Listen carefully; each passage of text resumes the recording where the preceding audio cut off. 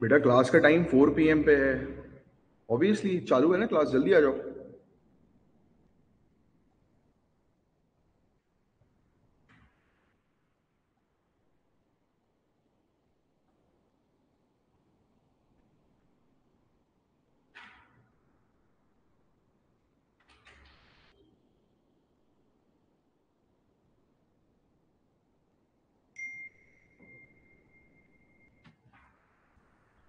चलो, जय Hind guys, let's start the class. बाकी और लोग जो है वो ज्वाइन करेंगे।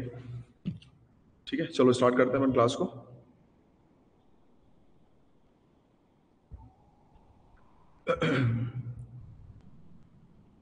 हमने कल काफी सारे टॉपिक्स जो है वो कवर किए थे, लाइक पेपर 1 और पेपर 2 में हम लोग को इंडिया और जर्मनी के एक रिलेशनशिप को हमने डिस्कस किया था। वर्ल्ड हेल्थ ऑर्गेनाइजेशन ने मंकी पॉक्स वायरस को एम पॉक्स नाम जो है वो दे दिया है। फिर एक प्री मैट्रिक स्कॉलरशिप स्कीम हमने डिस्कस करी थी। इंडो पैसिफिक आज की डेट में बहुत ज्यादा इंपॉर्टेंट है। इंडो पैसिफिक का क्षेत्र, तो इंडिया का विजन क्या है। इसके अलावा फिर आज की डेट में कोड की स्ट्रेंथ को डबल करने से रिलेटेड एक टॉपिक आया था जिसको we have discussed about it. So today we will going to discuss about a species, क्योंकि आपका सिविल सर्विसेज और फॉरेस्ट सर्विसेज का जो एग्जाम होता है प्रीलिम्स, वो सेम ही होता है। तो दैट्स व्हाई आपको स्पीसीज के बारे में काफी अच्छी जानकारी होना जरूरी है। तो एक ब्लिथ ट्रैगोपेन करके एक स्पीसीज है, एक बर्ड की स्पीसीज है, तो इसके बारे में हम लोग चर्चा करेंगे। फिर हिमालयन याक, एक याक जो होता है हिमालय का, एक्चुअली क्या हो रहा है कि उसकी पॉपुलेशन काफी तेजी से डिक्रीज हो रही है, तो उसको बेसिकली रिकवर करने के पर्पज के लिए कुछ इनिशिएटिव लिए गए हैं जिसके बारे में हम लोग डिस्कस करेंगे। And we will going to find out कि मतलब कुछ ऐसी चीजें भी होती है, जैसे आपको बताओ एक इंटरेस्टिंग सी चीज कि जनरली लोग एनिमल्स को मारते हैं, राइट, मारते हैं फॉर देयर मीट, तो उनका ओवर एक्सप्लॉइटेशन होता है, राइट, तो जिसके कारण उसकी स्पीसीज के नंबर कम होते हैं। But there is also one method जिसके through what the authorities do, कि ये लोग क्या करते हैं कि प्रमोट करते हैं कि स्पीसीज के मीट को खाया जाए या इसके मिल्क को जो है वो कंज्यूम किया जाए, जिससे कि इसकी पॉपुलेशन बढ़े, राइट। तो दोनों मैटर जो है वो रहते हैं। आ जाओ, आज अर्चना जी नहीं आएंगी शायद, आएंगी बोल रहे थे। अच्छा, मुझे बोली थी 15 को शायद मिलना। एनीवेज, सो देखो, मैं ये बता रहा था कि कई बार हम लोग क्या देखते हैं कि स्पीसीज के नंबर्स कम होते हैं क्योंकि उनको मारा जाता है, काटा जाता है। बट अथॉरिटीज क्या करती है, एक और मेथड भी ध्यान में रखना हमेशा मेंस के आंसर लिखते समय, कि अथॉरिटीज क्या करती है कि स्पीसीज के नंबर को इंक्रीज करने के लिए प्रमोट करती है कि इसकी मीट को खाओ या फिर इसके मिल्क को जो है वो कंज्यूम करो, क्योंकि उसके मिल्क का जो है वो काफी अच्छा है। जैसे हिमालयन याक की बात करें तो इसमें प्रमोट किया जा रहा है कि इसका मिल्क जो है वो काफी रिच है वेरियस चीजों में, तो उसको कंज्यूम करो। तो उससे क्या होगा, उससे हर्डर्स होंगे, चरवाहे जो होते हैं, तो ये क्या करेंगे कि ये उसके मतलब उसको अपने पास प्रोटेक्टेड रखेंगे उसके मिल्क को बेचने के लिए, उसके कमर्शियल पॉइंट ऑफ व्यू से। क्योंकि देखो अल्टीमेटली लोगों का लाइवलीहुड जो होता है, उनकी आजीविका होती है एनिमल के ऊपर बेस्ड रहती है, राइट। अगर फार्मर्स की बात करें तो हर एक मतलब सीजन कल्टीवेशन का तो होता नहीं है, राइट। तो जो नॉन कल्टीवेशन वाला सीजन हो रहा है उस सीजन में वो हर्डिंग एक्टिविटीज में जो है इन्वॉल्व रहते हैं, राइट। तो उसमें अभी प्रमोट किया ये जा रहा है कि हिमालयन याक के मीट को कंज्यूम किया जाए या फिर इसके मिल्क को जो है वो कंज्यूम किया जाए, तो इसको जो है वो प्रमोट किया जा रहा है। फिर हाँ, जस्ट अभी फिर एक एक्सरसाइज युद्ध अभ्यास हम लोग को देखने को मिलती है, और भी बायोलेटरल एक्सरसाइजेज हैं जिसको हम लोग डिस्कस करेंगे। एक देखो फूजी बारहा इफेक्ट होता है, साइक्लोन का टॉपिक अपन ने डिस्कस किया था, साइक्लोन हुरिकेन का टॉपिक। एक मैं आपको लिंक प्रोवाइड कराऊंगा, जिस लिंक में पूरा डिटेल में मेंशन है कि कैसे साइक्लोन जो है वो बनता है। जैसे कि पहला एक साइक्लोन आता है, उसके पीछे दूसरा साइक्लोन आता है, तो सबसे ज्यादा डेंजरस पहले वाला साइक्लोन हमें देखने को मिल रहा है, राइट। अपार्ट फ्रॉम दैट, ये फूजी वारा इफेक्ट जो है, ये चीज प्रीलिम्स में आपकी पूछी जा सकती है कि अभी रिसेंटली न्यूज में था फूजी वारा इफेक्ट, वो क्या है, किससे एसोसिएट। जब दो साइक्लोन्स आपस में एक दूसरे के काफी नजदीक आते हैं तो उसको बोलते हैं फूजी वारा इफेक्ट। और इसमें दो साइक्लोन जो है वो आपस में मर्ज भी हो जाते हैं। तो बेसिकली 5 चीजें होती हैं जिसको हम लोग डिस्कस करेंगे फूजी वारा इफेक्ट से रिलेटेड। और carbon capture, carbon utilization and storage से रिलेटेड एक पॉलिसी फ्रेमवर्क है। आज की डेट में हम लोग फोकस कर रहे हैं कार्बन कैप्चरिंग के ऊपर, कि कार्बन को कैप्चर करें, राइट, नेट जीरो एमिशन को अचीव करने के पर्पस के लिए। फिर state of climate in Asia 2021 की रिपोर्ट को डिस्कस करेंगे। फिर हम डिस्कस करेंगे पेरिनियल राइस। तो इन सब टॉपिक को आज हम लोग कवर करेंगे, और टाइम मिलता है तो उसके बाद फिर और करंट अफेयर्स के टॉपिक को कवर करेंगे। चलो, without wasting any particular time, और थोड़ा जल्दी आया करो यार। ले, हाँ पता तो था मुझे, मैं इसलिए तो प्रिया से पूछ रहा था कि मुझे लग रहा था शायद आप आओगे नहीं आज। वाह,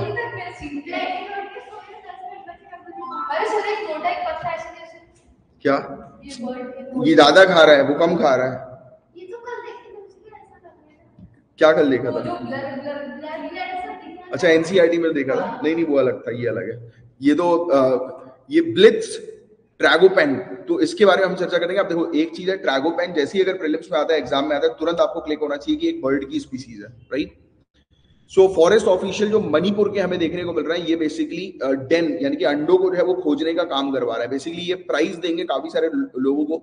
ये राइफल ड्रॉस का एक प्राइस हमें देखने को मिल रहा है, मतलब 100 से लेकर 500 की रेंज में ये राइफल ड्रॉस का एक अवार्ड जो है वो रिलीज किया जा रहा है। सिंपल शब्दों में आपको ये ध्यान में रखना है कि मणिपुर के अंदर एक अवार्ड दिया जा रहा है। काफी सारे साइंटिस्ट, रिसर्चर्स, एक्सप्लोरर्स जो होते हैं ना कि बर्ड वॉचर्स वगैरह जो लोग होते हैं, एक्सप्लोर करने के लिए जाते हैं जंगल में, तो उनको इन्वाइट किया जा रहा है और कह रहे हैं कि आप जो है वो फाइंड आउट करो नई नई प्रकार की स्पीसीज, राइट, और आप फाइंड आउट करके जो है वो अथॉरिटीज को बताओ। तो इन्होंने इसके बारे में जो है बताया, जो हम लोग को देखने को रही है, ब्लिट्ज ट्रैगोपैन के बारे में जो है बताया, राइट। तो ये चीज हमें देखने को मिल रही है। तो लोग बाग जो है वो ये draw tickets, rifle draw tickets जो है वो परचेज कर रहे हैं और अपना लक जो है वो आजमाना चाह रहे हैं, राइट, एक्सोटिक मीट को जो है वो जीतने के पर्पस के लिए।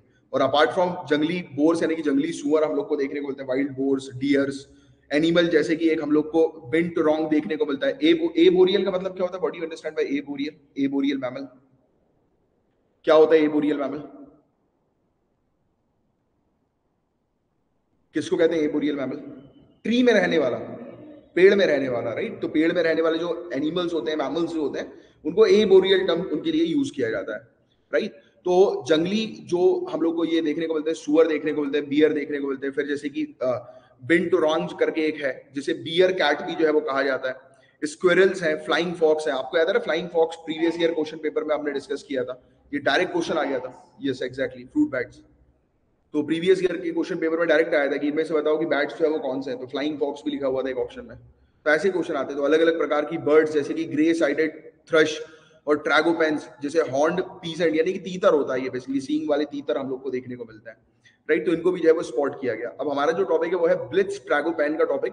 तो ये बेसिकली एक तीतर हम लोग को देखने को मिलता है, जैसे ग्रे बिल्ड ट्रैगोपैन भी कहा जाता है, और ये नागालैंड का स्टेट बर्ड है। तो ये एक इंपॉर्टेंट फैक्ट है जो क्वेश्चन पूछा जाएगा कि नागालैंड का स्टेट बर्ड कौन सा है, तो ब्लिट्ज ट्रैगोपैन। तो ये फैक्ट ध्यान में रखना। इसका साइंटिफिक नेम स्टेट पीएससी पूछती है, यूपीएससी साइंटिफिक नेम वगैरह पे आज की डेट में फोकस नहीं करती है।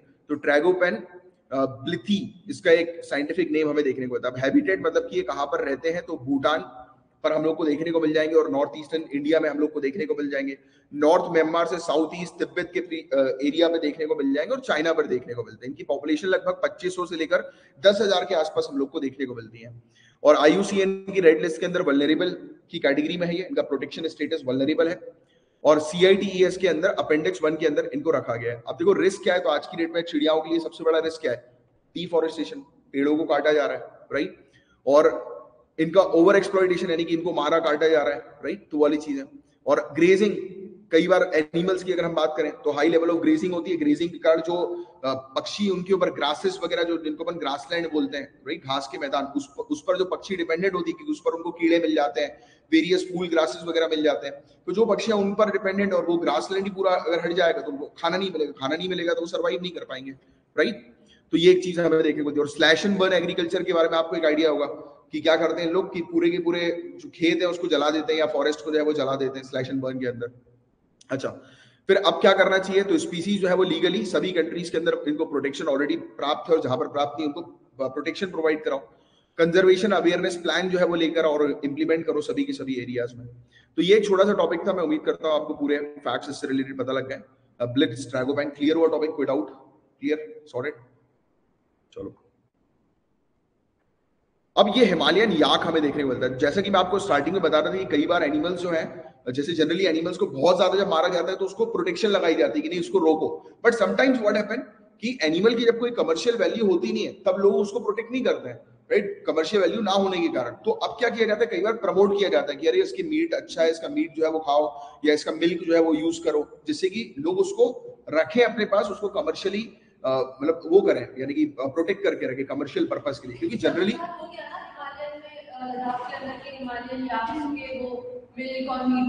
हाँ यही है, यही वाला टॉपिक है। हाँ ये वही वाला टॉपिक है, आपने इसमें पढ़ा था कि न्यूज में। सो हिमालयन याक जो है वो तो आप देखो अननेसेसरली न्यूज मत, कभी कभी मूड किया करे तो ऐसे बैठ के पढ़ लिया करो, बाकी हम पूरी चीज यहाँ पर कवर करते हैं, राइट। अपने जो टॉपिक्स होते हैं वो हो सकता है कि 1 हफ्ते 2 हफ्ते बाद अपन जो है डिस्कस करें, बट टॉपिक्स पूरे के पूरे डिस्कस होंगे, राइट, क्योंकि वी डोंट स्किप एनीथिंग। मतलब जो भी चीज आपके एग्जामिनेशन की है वो सबकी सब अपन यहाँ पर कवर करते हैं। सो हिमालयन याक जो है उसको एक्सेप्ट किया जा रहा है एज अ फूड एनिमल के तौर पर साइंटिफिक पैनल के द्वारा, food safety and standard authority of India के तौर पर और ये कब किया गया? जब रिकमेंडेशन मिला इनको department of animal husbandry and dairying से, तो इनके रिकमेंडेशन के बाद इसको अब एक्सेप्ट कर रहे हैं एज अ फूड एनिमल के तौर पर। अब हिमालयन याक की बात करें तो एक प्रजाति है, लंबे लंबे इसके बाल हम लोग को जो है वो देखने को मिलते हैं, राइट, इस याक के, राइट, और ये बेसिकली थ्रू आउट हिमालयन क्षेत्र पर पाई जाती है, इसलिए इसका नाम भी पड़ा हिमालयन याक। एंड इसके अलावा ये ज्यादातर हम लोग को अरुणाचल प्रदेश, सिक्किम, हिमाचल और लद्दाख वाले एरिया की हाइटेड एरिया पर, हाई एल्टीट्यूड वाले एरिया पर ये नजर आता है, राइट। और याक जो है वो ट्रेडिशनली इनको ट्रांस ह्यूमंस, बताओ मुझे ट्रांस ह्यूमंस क्या होता है? अपन ने कल परसों ही एनसीईआरटी की क्लास में डिस्कस किया ट्रांस ह्यूमंस, ज्योग्राफी की क्लास में मैंने डिस्कस किया था ना ट्रांस ह्यूमंस, कोई नया वर्ड तो नहीं है? क्या होता है ट्रांस ह्यूमंस?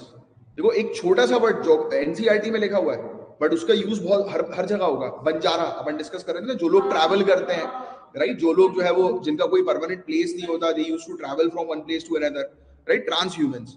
तो ट्रेडिशनली याक जो है वो traditionally reared under transhumance system, यानी कि जो लोग अपने साथ लेकर, जैसे आपने देखा होगा कि कैमल्स के बंजारे होते हैं, लोग अपने साथ ऊंटों को लेकर जो है वो जाते हैं, राइट, एक लोग जैसे भेड़ वाले, भेड़ बकरी वाले, हाँ रास्ते मिले थे, बट ये वाले तो ऐसे आसपास के लोकेशन वाले हैं। बाकी समटाइम्स यू विल फाउंड कि बहुत सारे लोग हाईवेज पे आपको मिलेंगे, हाईवे के बगल में, हाँ, स्टेट, एक स्टेट से दूसरी स्टेट तक जाते रहते हैं। एंड ये मतलब अपने साथ काफी सारा सामान भी लेकर चलते हैं, जिसको वो सेल आउट करते हैं एक जगह से दूसरी जगह। तो अब देखो याक जो है वो ट्रेडिशनली इन्हीं के अंडर, इन्हीं सिस्टम के अंडर जो है वो रहते थे, लोग बाग इनको लेकर घुमाया करते थे, राइट। तो ये चीज हमें देखने को मिलती है। अब सिग्निफिकेंस, महत्व क्या है हिमालयन याक का? तो याक जो है वो एक multi dimensional socio cultural economic role play करता है, राइट, पेस्टोरल नोमैड्स के लिए। क्या होता है पेस्टोरल नोमैड्स? वही लोग हैं नोमैड्स, जो चरवाहे जो हम लोग को देखने को मिलते हैं, राइट, जो कि इनको मेनली जो है वो अपनी अर्निंग के लिए जो है वो करते हैं, क्योंकि भाई कोई भी चरवाहा है वो अपने पास भेड़ बकरी पशु क्यों रखेगा? जस्ट बिकॉज कि उसको इनकम चाहिए, वो अर्न करेगा उसके मिल्क के थ्रू, या उसके जैसे भेड़ जो होते हैं उससे वुल जो है प्रोडक्ट्स जो है वो बनते हैं, राइट, उस पर्पस के लिए। तो ये उनको रखते हैं उस पर्पस के लिए। अब इनकी न्यूट्रिशनल वैल्यू बहुत इंपॉर्टेंट है, यहां से क्वेश्चन उठाकर पूछेंगे, क्योंकि अभी FSSAI ने अभी हमें देखने को मिला कि इसको एक्सेप्ट कर लिया एज अ फूड एनिमल के तौर पर, दैट्स व्हाई आपको इसकी न्यूट्रिशनल वैल्यू पता होनी चाहिए। तो याक का जो दूध है, मिल्क जो है, वो हाईली न्यूट्रिशियस है, फैट काफी अच्छा है, रिच है, और इसके अंदर काफी एसेंशियल मिनरल्स हैं और मेडिसिनल वैल्यूज भी हैं। जैसे आपको पता होगा कुछ लोग बकरी का दूध भी जो पीते हैं फॉर मेडिसिनल वैल्यूज, है ना। तो ये चीजें हम लोग को देखने को मिलती है, right. And according to nutritional analysis, yak के मिल्क के अंदर 78 to 82% वाटर है, 7.5 to 8.5% फैट है, 4.9 से 5.3% प्रोटीन है, 4.5 से 5% लैक्टोज है, और 12.3 से 13.4% जो है वो सॉलिड्स नॉन फैट है। अब देखो ये सब परसेंटेज याद रखने की जरूरत नहीं, ये चीज यूपीएससी नहीं पूछेगी, आपको बस एक जनरली पता होनी चाहिए कि इसके अंदर न्यूट्रिशनल और मेडिसिनल दोनों वैल्यूज हैं।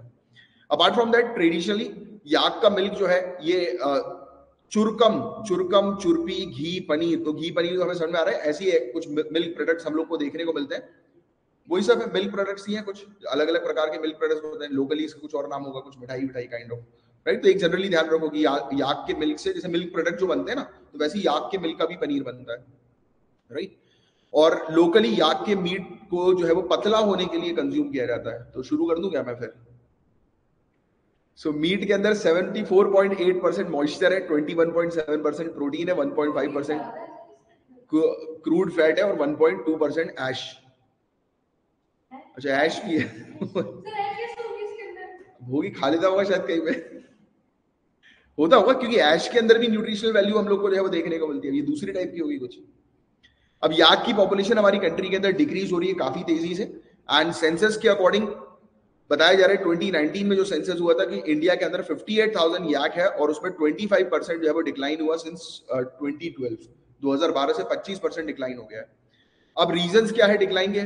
भाई जो लोग इसको पालते हैं उनको ज्यादा पैसा नहीं मिल रहा, जैसे कि बोविड या बोवाइन स्पीसीज कौन सी होती है, गाय बछड़े बैल वाली जो बोवाइन स्पीसीज होती है, राइट, तो उनमें उनको ज्यादा बेनिफिट मिलता है। भाई लोग भैंस का दूध पीते हैं, गाय का दूध पीते हैं, है ना, अब याक का नहीं पी रहे, तो अब वही चीज करी जा रही है कि इसको प्रमोट किया जा रहा है कि भाई अब याक का दूध भी पियो। तो याक मिल्क और मीट जो है वो पार्ट नहीं है कन्वेंशनल डेयरी, और भाई दुकान में जाते हैं तो लोग गाय का दूध ही मांगते हैं ना, कोई ये थोड़ा बोलता है कि भाई याक का दूध दो मुझे, है ना। तो वाली चीज है, अब इतना बड़ा मार्केट नहीं है, उसका बड़ा मार्केट नहीं है, तो that's why people are not like commercial तौर पर उसको यूज नहीं कर रहा है, राइट, इसलिए इसकी पॉपुलेशन जो है वो कम होती जा रही है, राइट। तो ये चीज हम लोग को देखने को मिल रही है।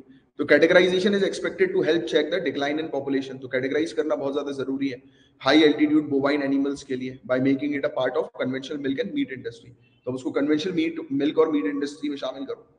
कुछ नहीं करना इन लोग को, एक ब्रांड एम्बेसडर को खड़ा करना है बड़ा बढ़िया वाला, उसको दूध पीता हुआ दिखाना है कि याक के मिल्क का दूध पी और बॉडी बिल्डर बन जाओ, मैं पतले हो जाओ, राइट वाला, क्योंकि ये पतले होने के लिए अच्छा है इसका दूध, है ना। तो लोग शुरू कर देंगे। दूध नहीं मिल्क, वाह, मिल्क इज ऑल्सो बाबा क्या निगम जी बोल रही है बिल्कुल ट्राई करो। हाँ यार, क्योंकि एक्सरसाइज तो कर नहीं पा रहे हैं अपन, यही कर लेते हैं, कुछ पी के ही पतले हो जाएं। मुझे चाहिए टेस्ट खराब हुआ तो बस खत्म।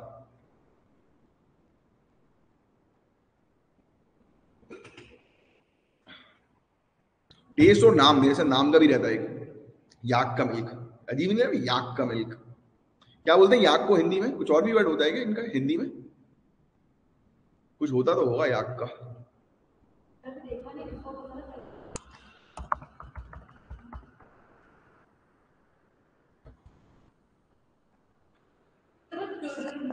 चमरी गाय, चमरी गाय है। अरे बाप रे, ये ऐसे कोई बोल दे तो लगे गाली वाली बक रहे हैं यार किसी को।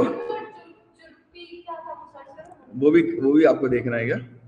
रुको रुको, चुरकम। अरे इनको भी दिखा देता हूँ यार, ये तो बोलेंगे सर हमें भी दिखाओ। लो आप भी देख लो, ये चर्मी गाय है, चुरकम।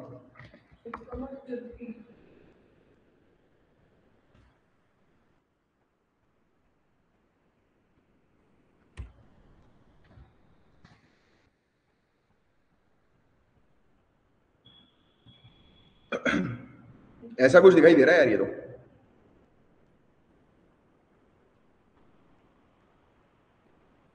ये है कुछ चुरपी, ये ऐसा दिखता है, मिठाई टाइप का है ये, और कॉटेज चीज काइंड ऑफ कुछ है ना। बस ध्यान में रखो, चुरकम चुरपी।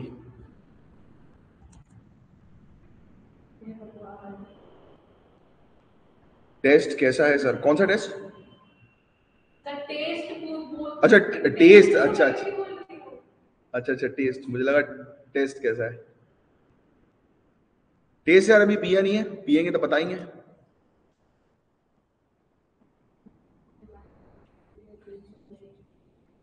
नहीं यार, ये नॉर्थ ईस्टर्न एरिया का है, कुत्ता तक खा जाते हैं नॉर्थ ईस्टर्न एरिया में। नागालैंड की अगर बात करें तो कुत्ते तक को खा जाते हैं।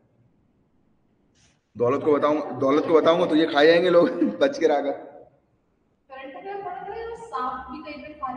हाँ बहुत लोग खाते हैं, सांप भी खा लेते हैं बहुत लोग, डायरेक्ट खा लेते हैं।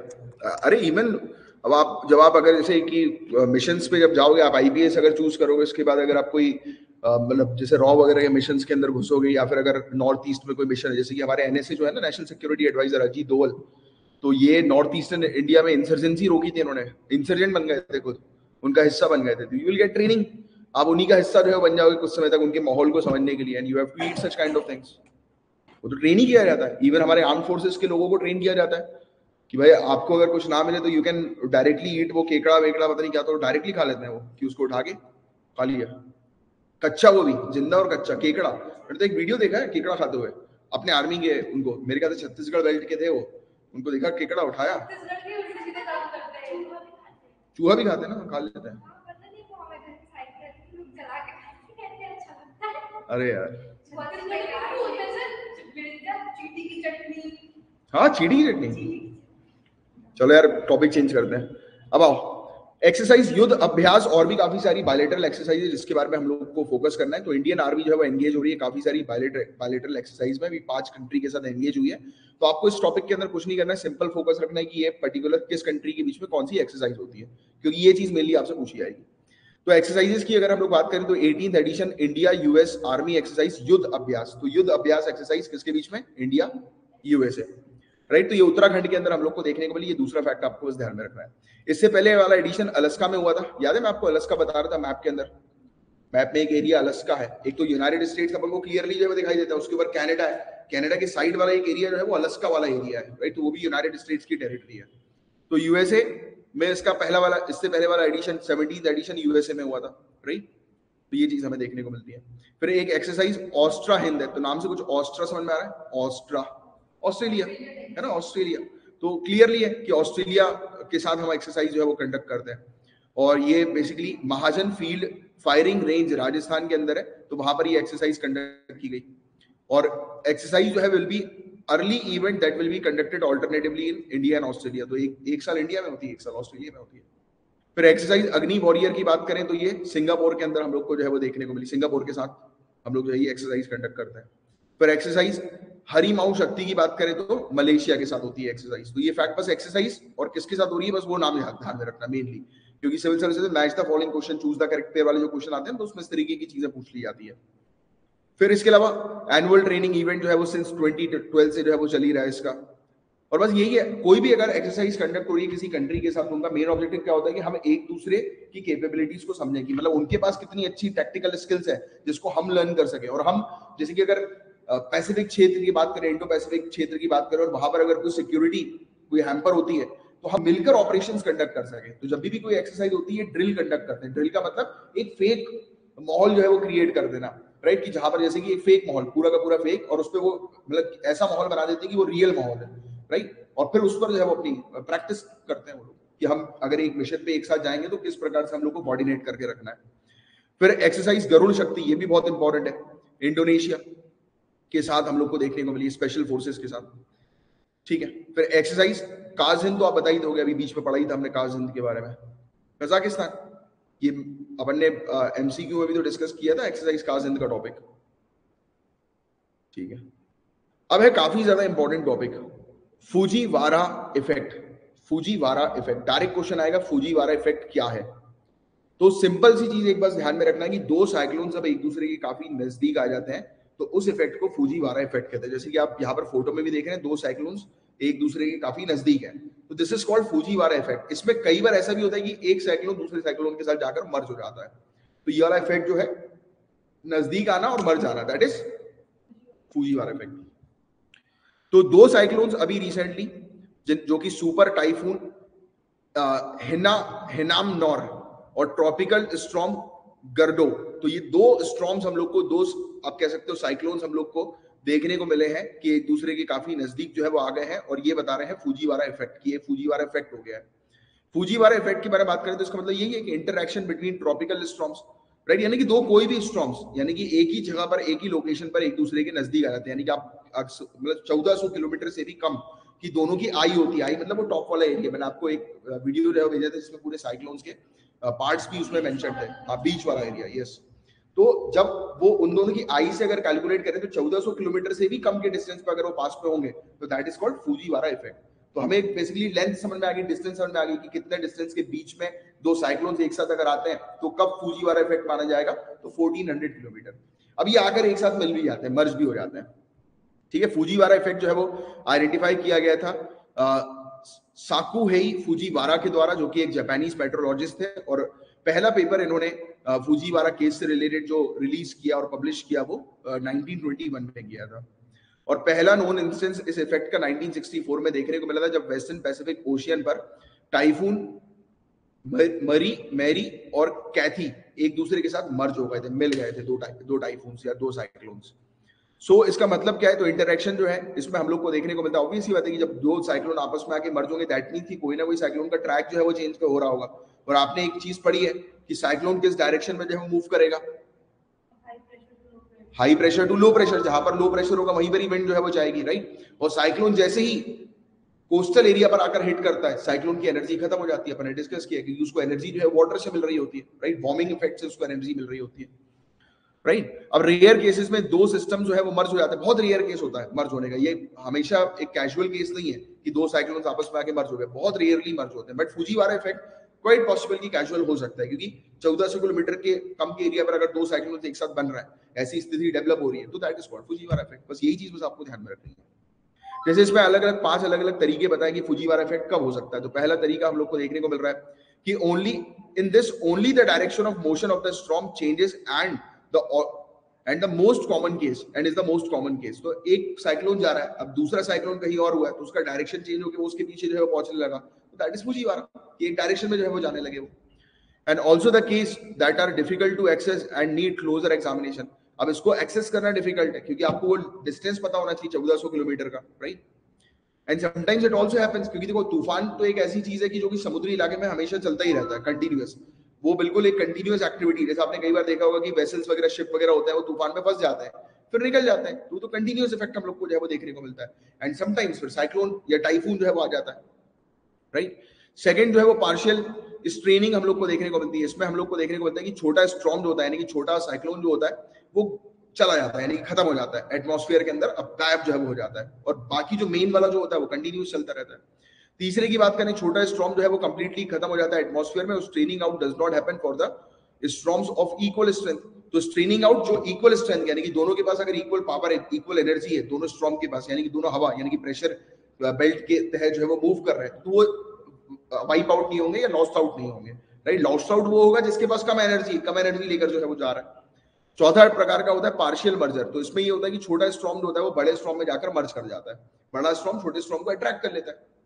फिर पांचवा जो है वो कंप्लीट मर्जर हमें देखने को मिलता है, दो स्ट्रॉम सिमिलर स्ट्रेंथ के, सिमिलर पावर के एक दूसरे के साथ मर्ज हो जाता है और एक बड़ा स्ट्रॉम जो है ये बना देता है, राइट। तो ये चीज हम लोग को इसकी देखने को मिलती है। तो आपको समझ आ गया फुजीवारा इफेक्ट जो है वो क्या है, कि दो स्ट्रॉम आपस में मर्ज करते हैं या दो स्ट्रॉम 1400 किलोमीटर की डिस्टेंस से कम के डिस्टेंस में रहते हैं, तो उस इफेक्ट को फुजीवारा इफेक्ट कहेंगे अपन,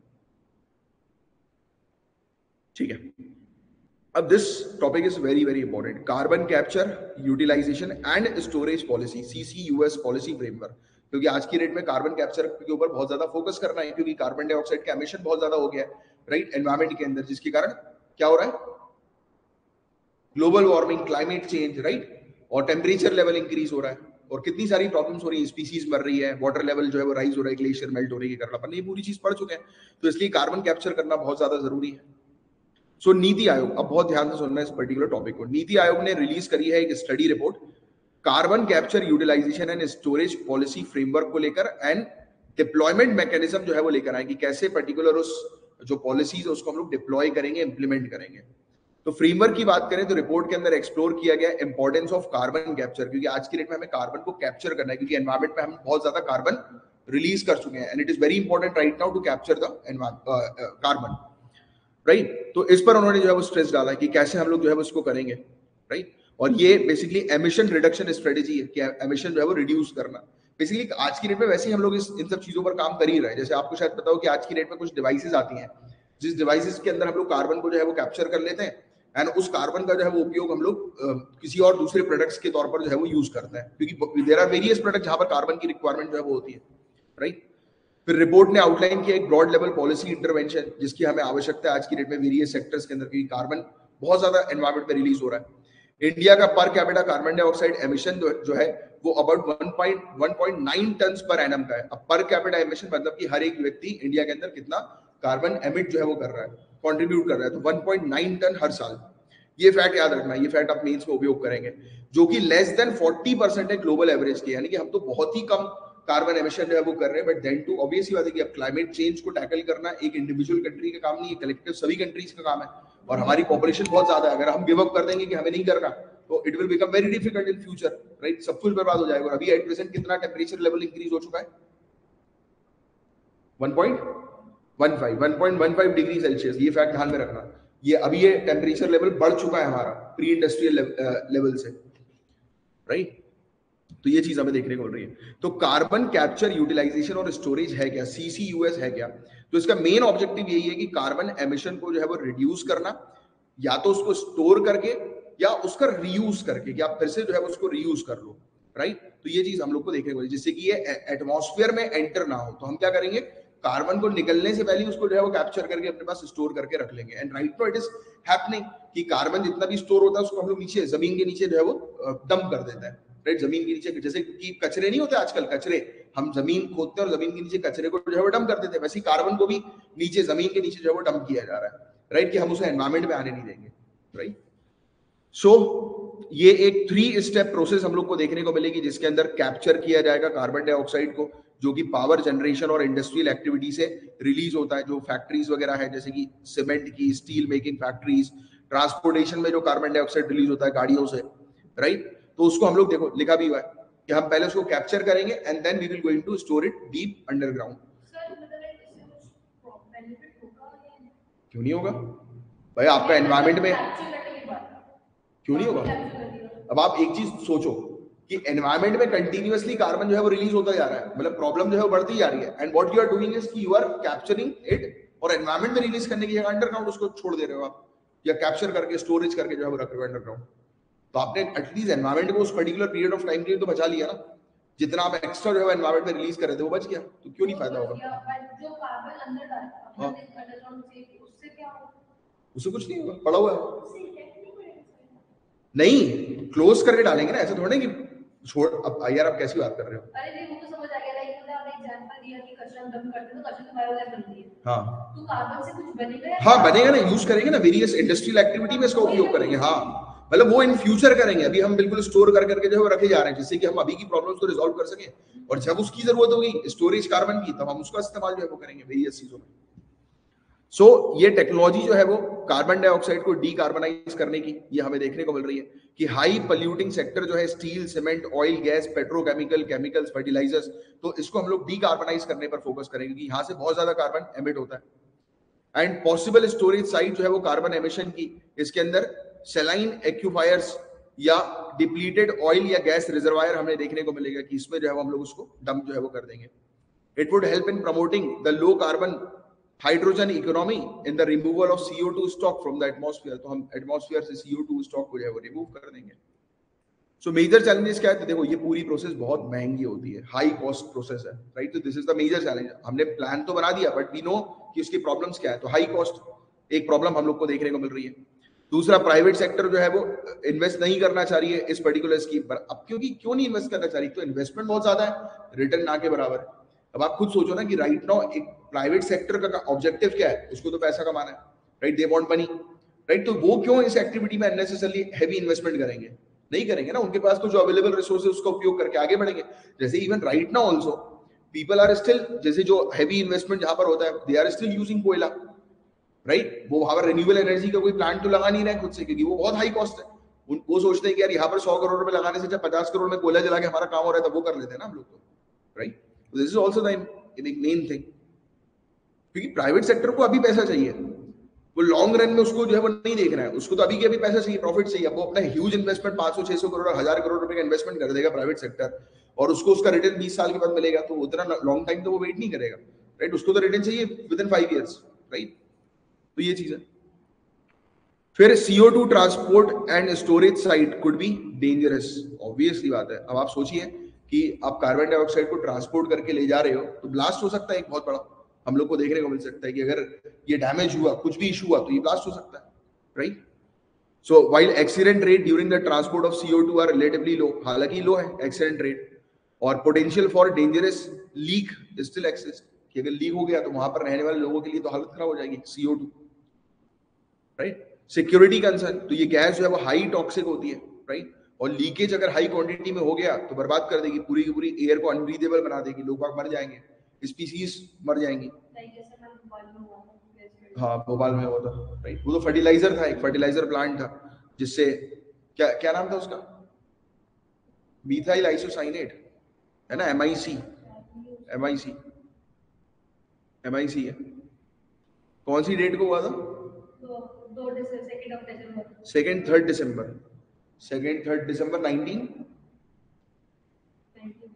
1980। हाँ करेक्ट। तो इतना स्लो क्यों बोल रहा है? कॉन्फिडेंस से बोलो ना यार। तो बोला करो, फिर भी जब बोलोगे नहीं तो फिर मेंस में आंसर कैसे लिखो? इंटरव्यू पैनल के सामने ऐसे बोलोगे 1980, बोलेंगे 4 था, बोले हाँ 4, भगा देंगे उठा के, बोला गेट आउट, बोले ऐसे ऑफिसर नहीं चाहिए। तो अब बोलो यार, यहाँ पे गलती करो जितनी करनी है, मेन वहां पे गलती नहीं। वो आर्टिकल्स लगा लगा चिपका गया कि बहुत जगह। हाँ, आज क्या किया था? कुछ नहीं, काम से। तो आर्टिकल कहाँ चिपकाए थे? वो पढ़ने नहीं दे रही थी मेरे को। हाँ, मैंने राइट टू इन्फॉर्मेशन सुना है ना नाम आपने? हाँ, कहती है क्या होता है, मैंने कहा बात सही में होगी ना, नाम के RTA नहीं सुना उसने? नहीं, अरे वो सर मेरे को बरारी पढ़ाना नहीं था उसको, मेरे को उसने लिखा तो उसका पता नहीं था। उनको बोलना कि झांसर एकेडमी ज्वाइन करो।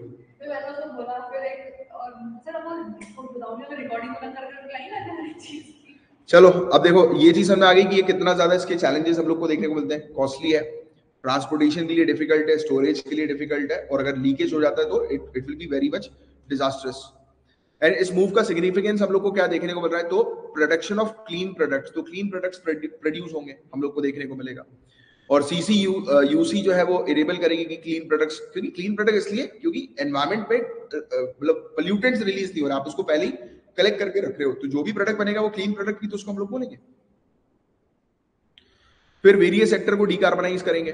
प्रोजेक्ट जो है इसका एम्प्लॉयमेंट जनरेशन भी बहुत अच्छा होगा, क्योंकि जो लोग उस कार्बन को स्टोर करने का काम करेंगे तो अगेन वहां पर एक एक्स्ट्रा एम्प्लॉयमेंट जो है वो होगा। क्या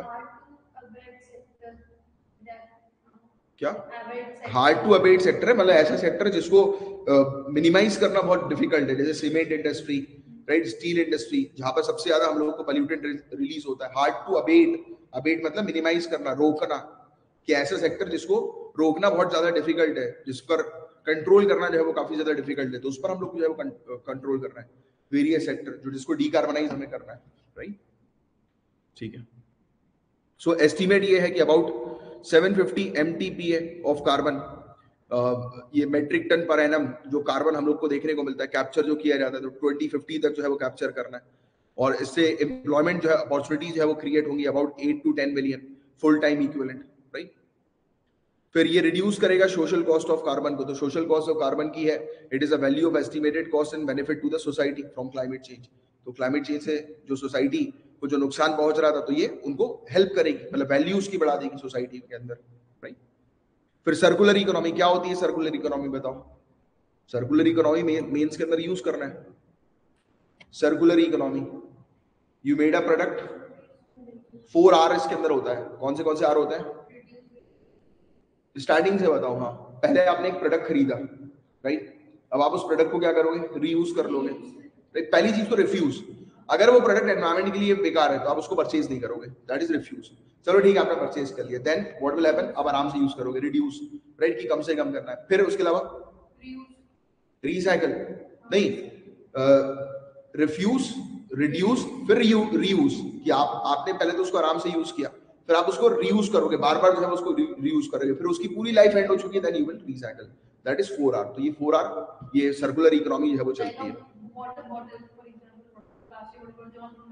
प्लास्टिक तो लेना ही नहीं चाहिए, बंदी कर दो प्लास्टिक,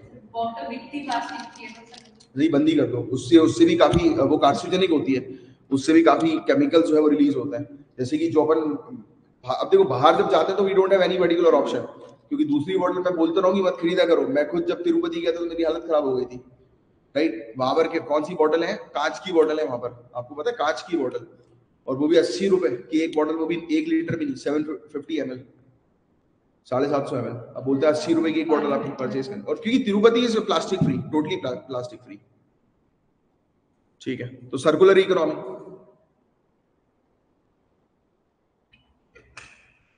अब सुनो, जो आपका क्वेश्चन था कि अब CO2 से क्या करेंगे, तो आप ये लिखेंगे, हम CO2 जो हम कैप्चर करके रखेंगे उससे हम ग्रीन यूरिया बनाएंगे। फूड और बेवरेजेस में इसका उपयोग जो है वो किया जाएगा, अलग अलग मटेरियल बनाने के लिए। कार्बन डाइऑक्साइड के वेरियस कार्बन के मटेरियल्स होते हैं ना अलग अलग, तो उसको जो है बनाएंगे। कार्बन का फाइबर भी कार्बन से आई थिंक बनता है ना, कार्बन का फाइबर हम लोग को जो है वो देखने को मिलता है, तो वो सब प्रोडक्ट्स हम लोग तैयार करेंगे।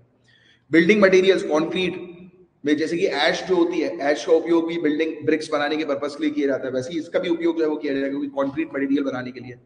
फिर केमिकल्स, मिथेनॉल और इथेनॉल जो है वो तैयार करेंगे। पॉलीमर्स, बायोप्लास्टिक जो है वो तैयार करेंगे, राइट, ठीक है। फिर EOR, enhanced oil recovery, wide market opportunity के साथ इंडिया के अंदर, contributing substantially to a circular economy, right. फिर सनराइज सेक्टर, ये बहुत इंपॉर्टेंट है, सनराइज सेक्टर। सनराइज सेक्टर जो है वो कौन से सेक्टर्स होते हैं, सनराइज सेक्टर रिन्यूएबल एनर्जी वाले सेक्टर, तो उस पर जो है ये फोकस करेंगे, राइट। तो ये इंपॉर्टेंट रोल है to play in enabling sunrise sector such as coal gasification, right, nascent hydrogen economy. Coal gasification मतलब एक टेक्निक हम लोग को देखने को मिलती है जिसको कोयले को बॉयलर के अंदर जो है हम लोग रख कर बंद करके जो है उसको गैस की फील्ड में, जैसे कि पेट्रोलियम LPG जो होता है ना, जो हमारी सिलेंडर गैस है, वो भी तो पेट्रोलियम, लिक्विफाइड पेट्रोलियम गैस हम लोग को जो है वो देखने को मिलती है, तो उसको गैस में उन्होंने कन्वर्ट कर दी, तो वैसे ही इसको भी गैस में जो है वो कन्वर्ट करेंगे, ठीक है। कैप्चर्ड CO2 का उपयोग जो है वो किया जाएगा कंक्रीट को स्ट्रेंथन करने के लिए, कोई भी बिल्डिंग मटेरियल उसको और मजबूत बनाने के पर्पस के लिए, राइट। तो कोई भी इंफ्रास्ट्रक्चर है वो ड्यूरेबल बनेगा, लॉन्ग टर्म तक जो है वो मजबूत जो है वो रहेगा, राइट। तो ये चीज है। एनडीसी का फुल फॉर्म बताओ। पेरिस क्लाइमेट के अंदर पढ़ा था 5 से 6 बार, मैं ही बता चुका हूँ। कौन बताएगा भैया? ऑनलाइन वाले बता दो, ऑफलाइन वाले तो रिवाइज ही नहीं करते, बोल बोल के थक गया हूं मैं।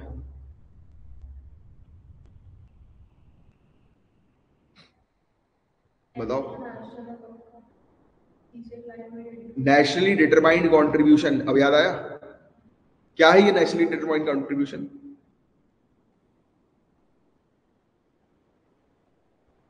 बेइज्जती करा दो भैया, चुल्लू भर पानी में डूब जाऊंगा इतनी बार पढ़ाने के बाद भी। क्या है ये? अरे यार नेशनल, ये तो अलग बत्ती दे दी, एनडीसी नेशनल डेवलपमेंट काउंसिल, वाह, इसके लिए तो तालियां बजनी चाहिए। एनडीसी, ये टॉपिक जो है वो चल रहा है, टॉपिक चल रहा है क्लाइमेट चेंज का और पहुंच गए इकोनॉमिक्स के अंदर नेशनल डेवलपमेंट काउंसिल। वाह यार, सब क्या मतलब आज खाने के बाद कुछ पिया भी था क्या? हाँ यार, पता नहीं क्या बैंड में जा रहा है। अब सुनो, एनडीसी में रिपीट करता हूं, एक कंट्री अपना खुद का टारगेट सेट करती है कि हमें कब तक जो है वो कार्बन डाइऑक्साइड एमिशन को कम करना है। अब याद आया कि एनुअल टारगेट सेट किया जाता है। आगे यार, मेंस के आंसर में वो नहीं रहेगा कि एमसीक्यू की 4 ऑप्शन उसमें अपन को टिक कर रहा है, मेंस का आंसर खुद से लिखना पड़ेगा। And these topics are very important, मतलब बिल्कुल रिकॉल होने चाहिए, रिमेंबर होने चाहिए। ऑनलाइन वालों ने तो भमर बेइज्जती करा दी एनडीसी बोल के, नेशनल डेवलपमेंट काउंसिल। भाई इकोनॉमिक्स कहां से आ गया इस टॉपिक के अंदर? और नेशनल डेवलपमेंट काउंसिल तो उसका था, प्लानिंग कमीशन का हिस्सा था, if I am not wrong. Sir ये 45% टारगेट का था? पता नहीं क्या 45%, मैं खुद समझने की कोशिश कर रहा हूँ। अच्छा 45% क्या? अच्छा ये यहाँ से देख के बताइए, 45% 2030 तक रिड्यूस करना है और ये वो टारगेट है। अगर कुछ नहीं आ रहा तो अपन देख के जो है थोड़ा सा बता दे। अरे 2070 का टारगेट भी बता दे तो भी मैं खुश हो जाता यार। और 50% हमारी टोटल इंस्टॉल कैपेसिटी है नॉन फॉसिल फ्यूल के सोर्सेज से आनी चाहिए, यानी कि 50% हम रेन्यूएबल एनर्जी का उपयोग करें। 45% एमिशन की इंटेंसिटी 2030 तक रिड्यूस करनी है। नेट जीरो अचीव करना है 2070 तक। नेट जीरो क्या होता है? कोई कार्बन अपन रिलीज नहीं करेंगे, है ना? नहीं, वो कुछ एक अमाउंट है ना कार्बन का कि इतने कुछ अमाउंट नहीं है, जितना कार्बन रिलीज करेंगे उतना कैप्चर कर लेंगे, तो that is net zero. Net zero, this is not zero. हम ऐसा नहीं कि कार्बन रिलीज नहीं करेंगे, कार्बन तो रिलीज होगा एनवायरमेंट में चाहे आप कुछ कर लो। तो नेट जीरो का मतलब जितना हम लोग रिलीज कर रहे हैं उतना कैप्चर कर लेंगे। तो this topic is about capturing the carbon, right? तो ये नेट जीरो की तरफ, टारगेट की तरफ हमें लेकर जाएगा, ठीक है? So there will be a positive impact on economy if we are able to get value-added products such as green methanol, green ammonia that can be produced from this captured CO2. तो ये अच्छा होगा हमें अगर इस captured CO2 से various product मिलते हैं, तो उससे अच्छी बात और क्या है? अब इंडिया की डिपेंडेंसी है fossil fuel based energy resources में, तो ये कंटिन्यू होगी फ्यूचर में, बिकॉज हमारा आत्मनिर्भर भारत अभियान है, हम लोग इंडस्ट्रियलाइजेशन की तरफ आगे बढ़ रहे हैं काफी एग्रेसिवली। एंड जब इंडस्ट्रियलाइजेशन की तरफ आगे बढ़ेंगे तो ऑब्वियस ही बात है कि कार्बन डाइऑक्साइड तो एमिट होगा ही होगा, राइट? क्योंकि पॉल्यूटेंट्स रिलीज होंगे ही होंगे, क्योंकि एकदम से we can not switch to renewable energy, it is very much costly. भाई अभी हमारे पास इलेक्ट्रिसिटी जो आ रही है तो that is also coming from कोयला जला के मेजर तौर पर, है ना? ऐसा तो नहीं कि इलेक्ट्रिसिटी रिन्यूएबल एनर्जी के थ्रू जो आ रही है, राइट? तो ये चीज है। So key to a successful CCUS implementation in India is to enact a policy framework that supports the creation of sustainable and viable market for CCUS project. तो जितने भी प्रोजेक्ट्स हैं उनके लिए एक मार्केट भी हमें क्रिएट करना है। अच्छा अपार्ट फ्रॉम दैट पॉलिसी तो बनती है, बट पॉलिसी इंप्लीमेंट करना जरूरी है। मेंस के आंसर में हमेशा इंप्लीमेंटेशन यूज करना, कि भाई आप पॉलिसी तो बना दी जाती है बट ग्राउंड लेवल पर उसको इंप्लीमेंट ही नहीं की जाती। आपने पॉलिसी लेकर आ गए, आपने प्लान बना दिया कि अरे रोज अपन को 8 घंटा पढ़ना है, सर की क्लास के बाद जाकर रिवाइज करना है, बट कोई आके रिवाइज करिए, अब क्या करें अपन? ठीक है, चलो। So policy should be carbon credit and incentive based. अब ये कार्बन क्रेडिट क्या होता है ये बताओ। अगर किसी कंपनी ने कम कार्बन सही बोलो, हाँ सही बोलो, अगर किसी कंपनी ने कम कार्बन का एक्सप्लोर किया है तो उससे कुछ जो एक्सप्लोर नहीं रिलीज किया है या एमिट किया है, कार्बन उसका बचा है वो उससे खरीद लेगी। हाँ, तो carbon credit is kind of stock market, कि सरकार ने बोला कि 100 यूनिट कार्बन डाइऑक्साइड एमिशन जो है वो सभी कंपनीज को करना है, उससे ऊपर नहीं करना। किसी कंपनी ने 120 यूनिट जो है वो कर दिया, तो जिस कंपनी ने कम किया होगा वो 20 यूनिट जो है वो दूसरी कंपनी से खरीद लेगा अपने आप को बैलेंस करने के लिए, इससे कंपनीज को इंसेंटिव मिलेगा। क्योंकि ऐसा तो नहीं खरीदेगा मतलब दैट्स व्हाई कंपनी मोटिवेटेड रहेंगी कि हम कम कार्बन रिलीज करेंगे, तो we have an option to sell out that particular, मतलब जो हमारा जो गैप को हम सेल आउट कर सकते हैं, and we will definitely going to make profit after selling it out. क्योंकि आप एक प्रोडक्ट बनाओगे तो दैट मींस कि आप रॉ मटेरियल लगा रहे हो, आप बचा लोगे और उस चीज को बेच दोगे, दैट मींस कि आपको कुछ नहीं करना है, आपको सिर्फ बचाना है, आपको कुछ और नहीं लग रहा, और उससे आप इनकम जो अर्न कर रहे हो। This is a kind of incentive for companies, जिस पर हम आज की डेट में फोकस कर रहे हैं बहुत ज्यादा, राइट। तो ये सब चीजें हैं। And policy should establish early stage financing and funding mechanism for CCUS project. तो अभी से हम शुरू करेंगे तो फंड कर पाएंगे, अच्छा उसका बजट जो है बना पाएंगे और उस पर काम कर सकेंगे। क्लियर, पूरी चीज अच्छे से क्रिस्टल क्लियर समझ में, कोई ऐसी चीज तो नहीं जो समझ में ना आई हो। आगे बढ़े। State of climate in Asia 2021 की एशिया में क्लाइमेट की क्या स्थिति है, तो भयानक बुरी स्थिति है जैसे कि आप जानते हैं। तो recently state of climate in Asia 2021 की रिपोर्ट जो है वो पब्लिश हुई है वर्ल्ड मेट्रोलॉजिकल ऑर्गेनाइजेशन के द्वारा और United nation economic and social commission for Asia and Pacific के द्वारा। अब एग्जामिनेशन में क्वेश्चन डायरेक्टली आएगा कि state of climate in Asia report जो है वो किसके द्वारा रिलीज की गई है, तो ये WMO और ESCAP, ये दो चीज ध्यान में रखना आप। अच्छा, हाइलाइट्स की बात करें तो एशिया के अंदर नेचुरल डिजास्टर्स हम लोग को देखने को मिल रहे हैं, बहुत ज्यादा हुए हैं, you also know about it. Even in case of India also you know very well कि अपना बे ऑफ बंगाल वाले एरिया में कितने सारे साइक्लोन्स आए, फ्लड के केसेस कितने ज्यादा हम लोग को जो है वो देखने को मिले, राइट। तो बहुत डिजास्टर हुआ है। अनइवन डिस्ट्रीब्यूशन ऑफ रेनफॉल हुआ है, जहां पर रेनफॉल होती थी वहां पर रेनफॉल नहीं हुई, सूखा पड़ गया, ड्रॉट की स्थिति आ गई, राइट, जिसके कारण से फसलें जो है वो खराब हो गई, राइट। तो बहुत सारे इश्यूज हमें देखने को मिलते हैं। देखो लिखा है फ्लड्स और स्टॉर्म, तूफान और फ्लड्स जो हम लोग को देखने को मिलते हैं, 80% नेचुरल डिजास्टर का यही हम लोग को एशिया के अंदर देखने को मिल रहा है 2021 में। फ्लडिंग की बात करें तो flooding was a event with by far the greatest impact in Asia in terms of fatalities and economic damages। fatalities क्या होती है? fatalities किस चीज को बोलते हैं? damages, huge damages, मौत हो जाना किसी की, राइट। जैसे एक mortality होता है वैसे एक fatality होता है। तो you have to start using these kind of words की fatality, mortality, ये अपनी रेगुलर लाइफ में ये वर्ड्स यूज करना शुरू कर दो कि ये चीज आपको मेंस के आंसर में लिखनी है, in your profession also you have to use such kind of words, right.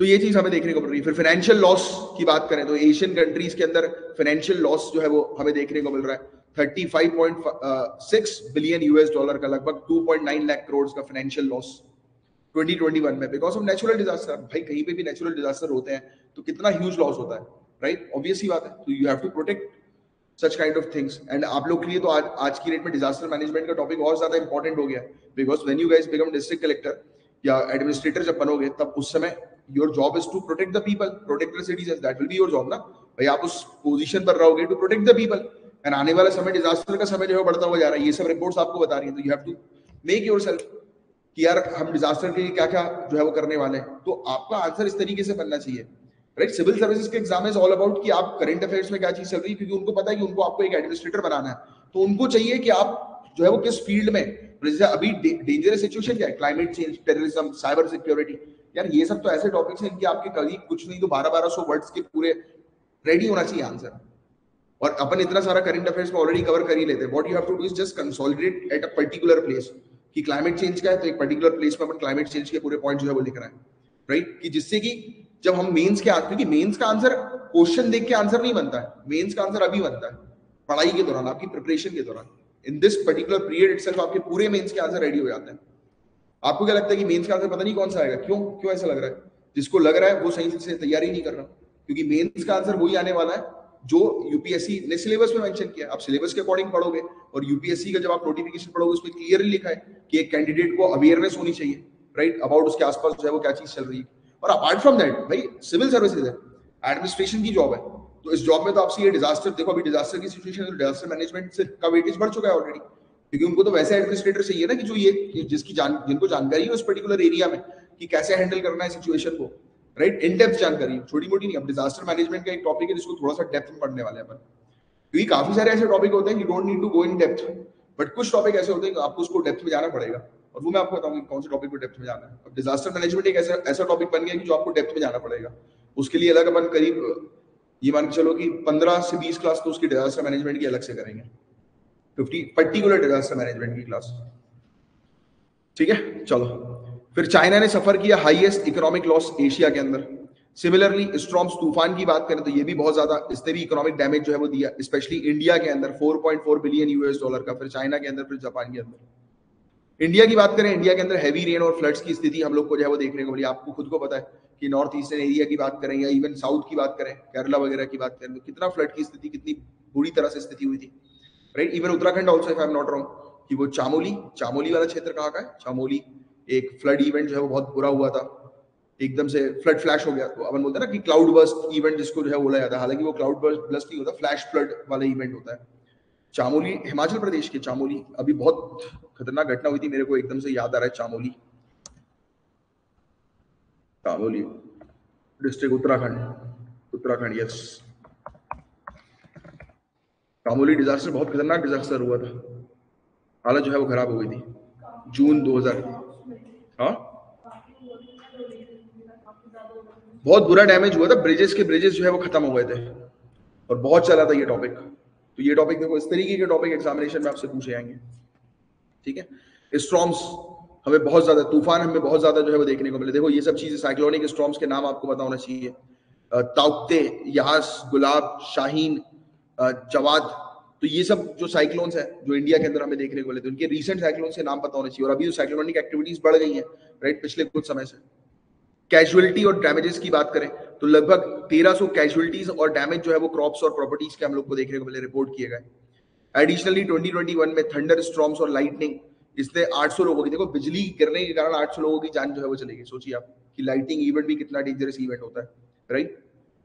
और लाइटनिंग से रिलेटेड हॉटस्पॉट बनाना बहुत जरूरी है। जैसे कि आप जब डिस्ट्रिक्ट कलेक्टर बनोगे तो it is your duty, your job, कि अगर आपको पता है कि आपकी डिस्ट्रिक्ट के अंदर पास्ट रिकॉर्ड में आपको दिख रहा है कि यार इस क्षेत्र में लाइटनिंग हुई है, तो उस क्षेत्र में आपको हॉटस्पॉट बनाना है, राइट। आपको ऐसे हॉटस्पॉट इन द सेंस कि वो एरिया जहां पर लाइटनिंग गिरने की बहुत ज्यादा संभावना होती है, राइट। तो आप वहां पर लोगों को अवेयर करोगे, जैसे कि अगर आपको, क्योंकि पता लग जाएगा पहले से कि यार वेदर एक्टिविटी जो है किस प्रकार की, लाइटनिंग हो रही है कि नहीं हो रही, आप लोगों को मैसेज जो है वो ड्रॉप करवाओगे कि please don't go outside your home. अगर आप घर से बाहर भी जो है वो निकल रहे हो तो शेडेड एरिया में रहो, राइट। ऐसी एरिया में मत रहो कि जो, जैसे जनरली लोग, people use to do mistake, बारिश के समय पेड़ के नीचे खड़े हो जाते हैं, yes, and that is most dangerous, कभी नहीं होना चाहिए, राइट। फिर इकोनॉमिक लॉस, इंडिया ने सफर किया बहुत ह्यूज इकोनॉमिक लॉस फ्लड और स्टॉर्म्स के कारण 2021 में, और 3.2 बिलियन यूएस डॉलर का इकोनॉमिक लॉस फ्लड के कारण इंडिया ने सफर किया। चाइना के बाद सेकंड नंबर पर है इंडिया लॉस के मामले में, ठीक है। फिर बजट रिक्वायरमेंट की बात करें तो एशिया पैसिफिक डिजास्टर रिपोर्ट 2021 की जो हमें देखने को मिलती है और 2022 की देखने को मिलती है, उसने एस्टीमेट लगाया कि इंडिया को एनुअल इन्वेस्टमेंट चाहिए 46.3 बिलियन यूएस डॉलर का, यानी कि इतना ह्यूज इन्वेस्टमेंट चाहिए डिजास्टर रेजिलियंट बनने के लिए, राइट। और एस्टिमेटेड ये है कि ये इंडिया की जीडीपी का 1.7%, तो ये वाला फैक्ट ध्यान में रखना है, इंडिया की जीडीपी का 1.7% हम लोग को डिजास्टर मैनेजमेंट पर लगाना है। फिर ग्लोबल वार्मिंग की अगर हम बात करें तो वार्मिंग बहुत ही स्ट्रांग हम लोग को अरेबियन सी पे, और कुरोशियो करंट कौन सा करंट है, कुछ याद आ रहा है कहां पर ये करंट, ओयोशियो, कुरुशियो, कल के टॉपिक में बताया था मैंने, इसका तो आप लोग का टेस्ट भी हो चुका है, टेस्ट हुआ है इस वाले टॉपिक का, इस वाले टॉपिक का नहीं, करंट का नहीं हुआ, होगा। अच्छा, कल क्या डिस्कस कर रहे थे अपन कि वार्म करंट कोल्ड करंट आपस में मिलते हैं तो वो बेस्ट नेविगेशन ग्राउंड होता है कि नहीं होता है, नहीं होता है, फॉग हो जाती है वहां पे, बेस्ट फिशिंग ग्राउंड होता है वो, राइट। फिर नहीं किया अपन ने, अरे यार, ओयोशियो कुरुशियो जापान के पास होता है ये, तो वार्मिंग वहां पर बहुत ज्यादा जो है वो हो गई, राइट। देखो करंट सिस्टम आया तो करंट से रिलेटेड यूपीएससी क्वेश्चन पूछेगी और पूछती है, तो आपको ये चीज याद रखनी है करंट से रिलेटेड। कुछ ऐसे टॉपिक्स जिसके ऊपर को याद रखना है, बाकी कुछ टॉपिक को याद नहीं रखना, जस्ट आपकी जनरल अंडरस्टैंडिंग से ही आपका आंसर जो है वो बनेगा। अब देखो ना, ये कोई चीजें याद रखने की है कि डिजास्टर मैनेजमेंट से रिलेटेड कि हमें क्या क्या करना चाहिए, क्या नहीं करना चाहिए, कुछ फैक्चुअल इन्फॉर्मेशन बस ध्यान में रखनी है, दैट्स इट। बाकी ये सब चीजें तो ऐसी कॉमन चीज है, राइट। अपन अपने घर वालों से बात करेंगे तो वही 4-5 पॉइंट्स बता देंगे कि भाई क्या क्या करो, कैसे करो, क्योंकि ज्ञान देने में अपने घर वाले और बाकी लोग बहुत, मतलब कॉमन मैन ज्ञान देने को बैठ जाए तो इतना ज्ञान दे देता है वो अननेसेसरली भी कि क्या बताएं, बट ब्यूरोक्रेट्स किसी को ज्ञान नहीं देते, ब्यूरोक्रेट्स काम करते हैं। Ocean warming could contribute to sea level rise, exactly. Alter storm paths, अभी हो ही यही रहा ना कि अभी हम लोग को कौन सा इफेक्ट देखने को मिला था, अभी कौन सा इफेक्ट पड़ा था अपन ने, दो साइक्लोन आपस में आकर, फूजीवारा, मतलब कौन सा इफेक्ट पड़ा ही नहीं, कौन सा इफेक्ट था,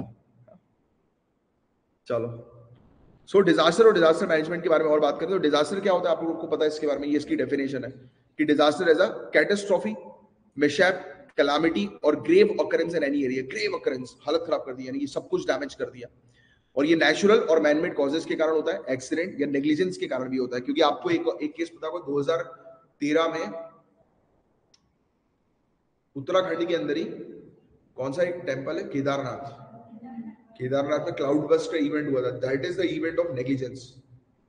पीपल, एडमिनिस्ट्रेटर्स ऑलरेडी न्यू कि ऊपर जो डैम है, that dam is very very weak, and they were regularly getting warnings कि आप इस पर जो है वो कुछ काम जो है वो करवाएं, they neglected, and because of their negligence ये इशू हम लोग को जो है वो देखने को मिला। क्योंकि आप खुद सोचो ना, कोई भी डिजास्टर है वो कब होगा, जब एक पर्टिकुलर, अब आप एक और नेग्लिजेंस सोचिए, इतनी बुरी तरह से चीजें डैमेज क्यों हुई, बिकॉज प्लान इंफ्रास्ट्रक्चर नहीं था, अनप्लान इंफ्रास्ट्रक्चर था। भाई पानी को निकलने की जगह नहीं मिलेगी तो ऑब्वियस बात है कि वो तो सब तहस महस करता हुआ ही जाएगा। तो आपको प्लान इंफ्रास्ट्रक्चर बनाने की आवश्यकता है, जो इन्होंने नहीं किया। कोई भी जब सिटी एक बनती है तो उसकी एक अर्बन प्लानिंग होती है, और हमारे यहाँ पर most of the cities is not planned. Mumbai तक नहीं है।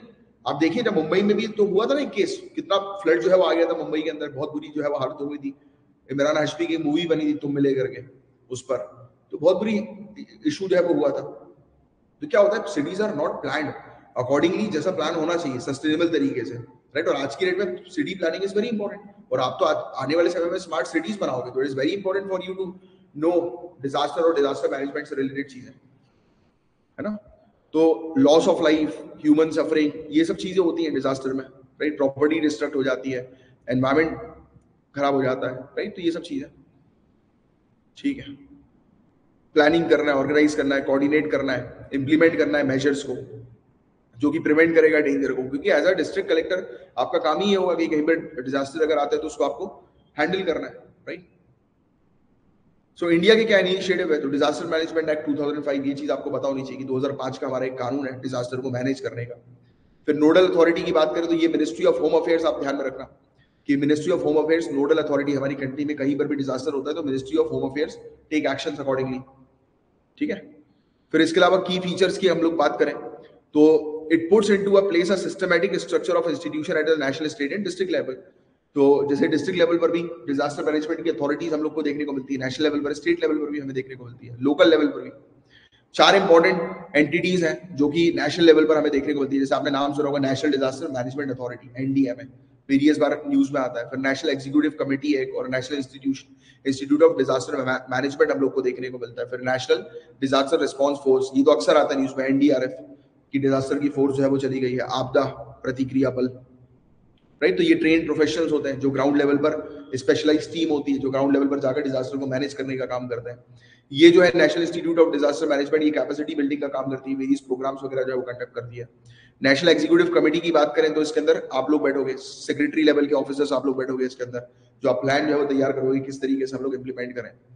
फिर नेशनल डिजास्टर मैनेजमेंट अथॉरिटी की बात करें तो ये इसका टास्क होता है कि डिजास्टर मैनेजमेंट पॉलिसीज जो है वो ले डाउन करना है, इसमें भी आप लोग रहोगे, मतलब आपके हायर ऑफिसर्स जो जॉइंट सेक्रेटरी, फिर आप आगे जाके जब बनोगे तब आप इस लेवल पर जो है वो काम करोगे, राइट। ये चीज है। इंडिया की इनिशिएटिव ग्लोबल प्लेटफॉर्म पर, आपको ये चीज पता ही है ऑलरेडी, डिजास्टर रेजिलिएंट इंफ्रास्ट्रक्चर, अपन ने डिस्कस किया था इस चीज के बारे में कि ऐसा इंफ्रास्ट्रक्चर हम लोग बनाए जो डिजास्टर रेजिलिएंट हो, यानी कि डिजास्टर अगर आए तो उसको उसका फर्क भी ना पड़े, राइट। और डैमेज भी हो तो बहुत ही लो डैमेज हो, राइट। जैसे कि CDRI के बारे में पढ़ा अपन ने, coalition for disaster resilient infrastructure के बारे में। ये पहली बार इंडिया ने ही प्रपोज किया था 2016 की ASEAN ministerial conference on disaster risk reduction के दौरान न्यू दिल्ली के अंदर। तो CDRI हमारा इनिशिएटिव है, ये फैक्ट ध्यान में रखना। फिर सागर इनिशिएटिव के बारे में आपको ऑलरेडी पता है, SAGAR security and growth for all in the region, काफी सारे टॉपिक्स थे ना इंडो पैसिफिक के, इसमें सागर वाले इनिशिएटिव को भी हमने डिस्कस किया था।